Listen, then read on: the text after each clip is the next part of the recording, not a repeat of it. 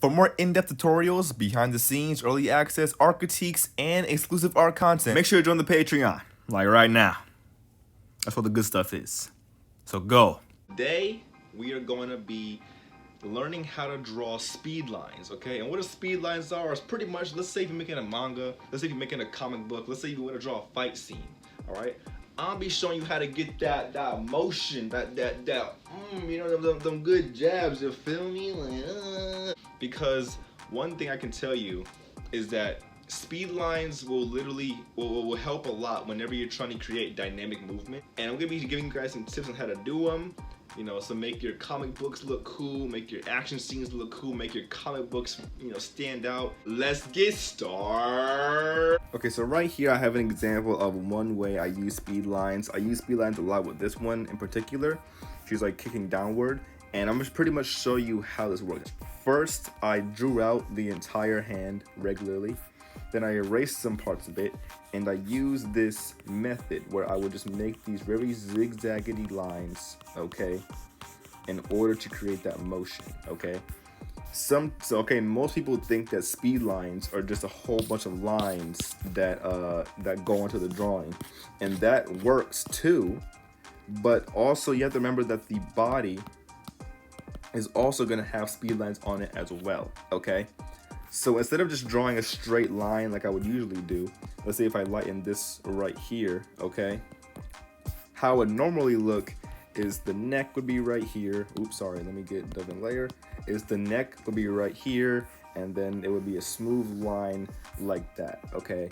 But that's not what I want to do, okay? I want to create dynamic, okay? I want to create a sense of movement, like she's going downward at a very extreme force, okay? So instead of having just a straight line like that, what I'm going to do is I'm going to make a whole bunch of jagged lines that all different lengths, different sizes, and they all go in the same direction, okay?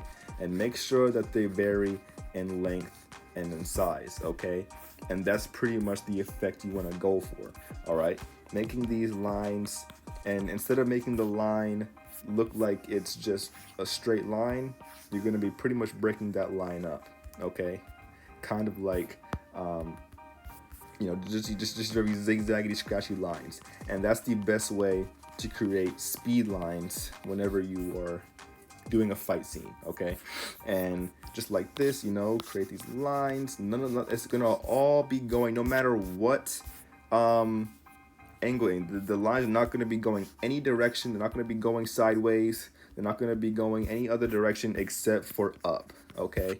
All of the lines we're gonna be drawing are going to be going upward, okay?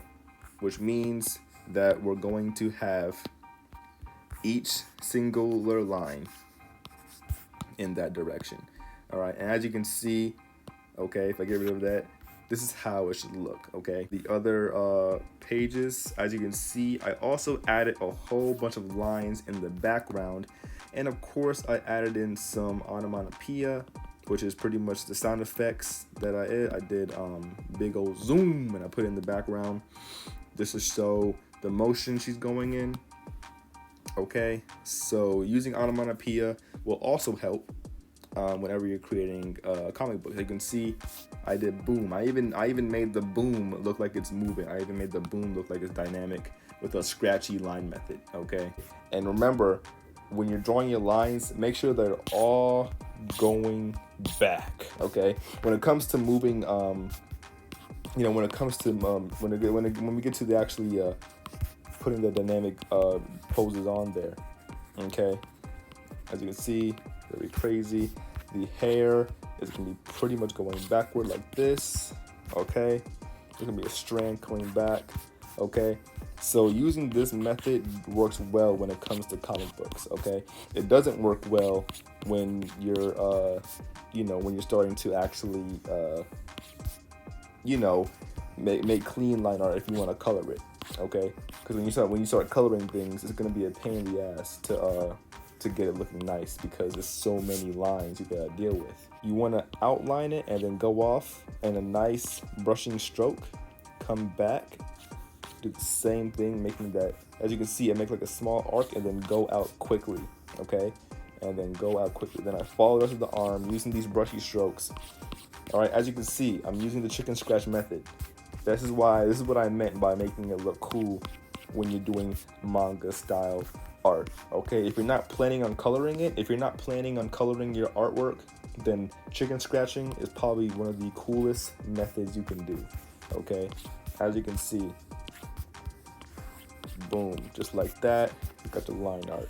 Okay, this is gonna come like this. I want that, and just picking and choosing the areas that I want to come off more. So I'm gonna outline that, come off, go back, do the same thing, come off, and then I'm gonna have a bunch of lines, maybe coming that way. Okay, and just making these very swoopy, brushy strokes in order to create movement with my character. Okay, here, brushy lines. Okay, making a bunch of jagged lines coming off, and then swooping it. I can even draw a couple lines coming like that. Okay, it's like a mid ground. Okay, sometimes you don't want to go overboard, but other times you do. Okay, so you have to find that midway point. Okay, to where you can get that brushy look without making it go overboard. Because you don't want every single line to look like this. Okay, just some of the lines you want to look like that. As you can see, he's moving in that direction, and you can even create speed lines that show the that go in that direction. Make sure they all are different length, different sizes, and they all pretty much show the movement he's going in. Okay, they're all going in that general direction. Cool way to create speed line effects is you don't even have to draw out the speed lines always. Sometimes you can just get a smudge brush, and right here I have a customly made smudge brush. This is the Ibis, by the way. I'm using Ibis paint, just so you guys know the program. Here's my smudge brush, and it's pretty much a brush that creates these very fast speed lines. And I love this brush so much because it helps create that dynamic movement, and I don't have to do too much work. Okay, pretty much all I gotta do is just do my regular line art. Okay, as you can see, I can just do my regular line art. Boom, he's getting cracked in the jaw right now. But then after I do my regular line art and then color it, do all that stuff, I come with my smudge brush, and all I can do is just boom, I can just smudge that area, and it creates a very fast speed line effect. Okay, just like we did with the other one. Okay, so that is pretty much it for this video. I hope that some of the tips I gave you helped you out.